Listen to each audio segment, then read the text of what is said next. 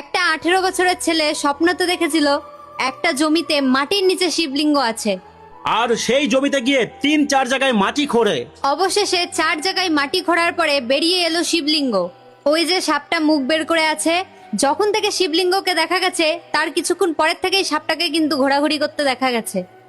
আর এই যে সেই শিবলিঙ্গ, আর সবাই বলছে এই শিবলিঙ্গটাকে পাহারা দিচ্ছে এই যে এখানে যে সাপটা আছে, এই যে সাপটা সবাই ভালো করে দেখে নাও।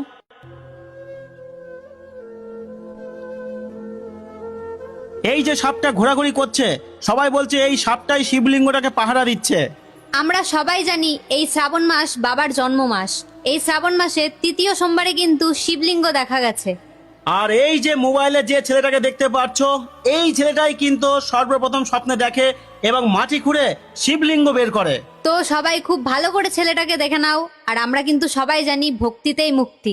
সেই জন্যই তো সবাই মনে ভক্তি নিয়ে ভগবান শিবের সামনে প্রণাম জানাচ্ছে। আর দেখুন কত মানুষজন দেখার জন্য এখানে সারা দিন অনেক দূর দূর থেকে মানুষজন আসছে, সেই জন্যই আমরা চলে গেলাম। আপনারাও ভিডিওটা শেয়ার করে প্রতিটা মানুষকে দেখার সুযোগ করে দিন।